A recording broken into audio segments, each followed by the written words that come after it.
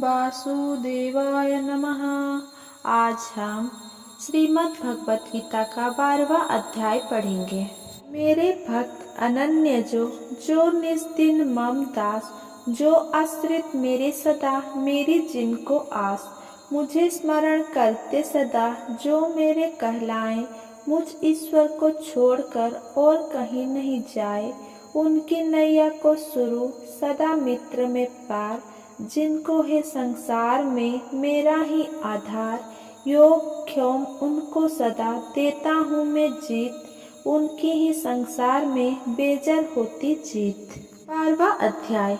अर्जुन ने पूछा, इस प्रकार जो भक्त सदैव योग युक्त होकर आपकी उपासना विधि पूर्वक करते हैं और वे जो अव्यक्त परम ब्रह्मा को भजते हैं, इन दोनों में कौन सा योगी श्रेष्ठ है?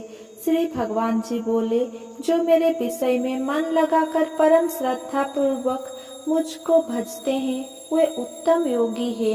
मैं यह मानता हूँ, परंतु जो इंद्रियों के संयम करके सर्वत्र समदृष्टि रखने वाला, सब प्राणियों के हित में लगे हुए, अकथनीय अव्यक्त सर्वव्यापी अचिंतनीय निर्विकार अचल ध्रुव अक्षर का भजन करते हैं, वे भी मुझे प्राप्त होते हैं। अव्यक्त में जिनका चित्त आसक्त है वो कष्ट अधिक पाते हैं, क्योंकि अव्यक्त गति को प्राणी कष्ट पाते हैं। हे पार्थ, जो प्राणी अपने सब कर्मों को अर्पण करके मेरी शरण में आकर अनन्य भक्ति से मेरा ध्यान करते और पूजते हैं, उन शरण में आए हुए भक्तों का मैं थोड़े समय ही मृत्यु संसार से उद्धार कर देता हूँ। मुझ में ही मन रखो, मुझ में ही बुद्धि रखो, तब तुम मुझ ही में निवास करोगे, इसमें कुछ संदेह नहीं। हे धनंजय, यदि इस प्रकार तुम मुझ में अपने चित्त को करने में समर्थ ना हो, तो अभ्यास योग द्वारा हमारे पाने के लिए बार बार यत्न करो। यदि अभ्यास भी ना हो सके तो मेरे उद्देश्य से प्रतादि ही करो। यदि मेरे लिए तुम कर्म करोगे तो भी तुम्हें भक्ति प्राप्त होगी, और यदि ऐसा भी ना कर सके तो मन को रोक कर अनन्य भाव से मेरी शरण आओ और फल की आशा छोड़कर कर्म करो, क्योंकि अभ्यास से ज्ञान उत्तम है, ज्ञान से ध्यान श्रेष्ठ है, और ध्यान से ही कर्म के फल को त्यागना श्रेष्ठ है। त्याग से शांति प्राप्त होती है। जो किसी से द्वेष नहीं करता, सबका मित्र है, दयाधारी है, ममता और अहंकार जिसमें नहीं है, सुख दुख को जो समान जानता है, क्षमावान है, संतोषी है, स्थिर चित्त से इंद्रियों को बस में रखता है, दृढ़ निश्चयवान है, मुझ में अपने मन और बुद्धि को लगाए हुए हैं, ऐसा मेरा भक्त मुझे प्रिय है, जिसे ना लोगों का भय है न लोगों से डरता है। ऐसा जो हर्ष ईर्षा दुष्टों के भय और पिशाच से रहित है, वो मेरा प्रिय है। जो कुछ मिले उसी में संतुष्ट, पवित्र, पक्ष, निष्पक्ष, दुख रहित, फल की आशा त्याग कर करने वाला, ऐसा जो मेरा भक्त है वो मुझे प्रिय है। जो लाभ से प्रसन्न ना हो, किसी से द्वेष ना करे, इष्ट पदार्थों के नष्ट होने से दुखी ना हो, किसी वस्तु की इच्छा ना करे, अशुभ तथा शुभ दोनों का त्यागी हो, वो भक्त मेरा परम प्रिय है।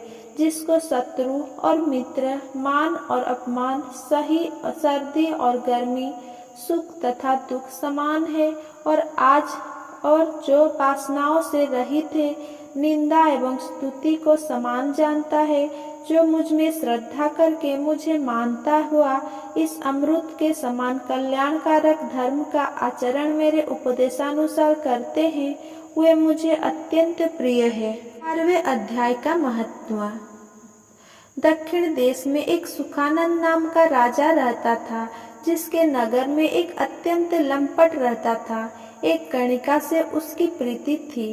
वे दोनों एक देवी के मंदिर में जाकर मदिरा पान किया करे, मांस खाए, भोग भोगे, और जो कोई पूछे तुम यहाँ क्या कर रहे हो, हम यहाँ रहकर देवी की सेवा करते हैं, ऐसे झूठ कह देवे। उसी मंदिर में एक ब्राह्मण देवी की सेवा करता था। एक दिन उस ब्राह्मण ने देवी की स्तुति की, तब देवी प्रसन्न होकर बोली, वर मांगो, जो मांगोगे सो दूंगी। उसने धन संतान का सुख मांगा। देवी ने कहा, हे ब्राह्मण, मैं अवश्य तुझे संतान सुख दूंगी, पर एक काम कर, पहले इन दोनों का उद्धार कर ले। तब ब्राह्मण ने नारायण जी का तप किया। भगवान प्रसन्न हुए तथा नारायण जी गरुड़ पर बैठकर आए और कहा, हे ब्राह्मण, तेरी क्या कामना है?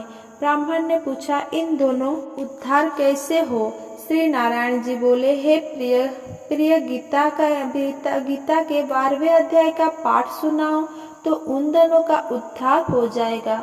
तब उस विप्र ने भगवान की स्तुति कर धन्यवाद दिया। फिर विप्र ने उस गणिका और लंपट को बैठाकर गीता के 12वें अध्याय का पाठ सुनाया। सुनते ही उन दोनों की देही छूटी और देवदेही पाकर वैकुंठ को गए।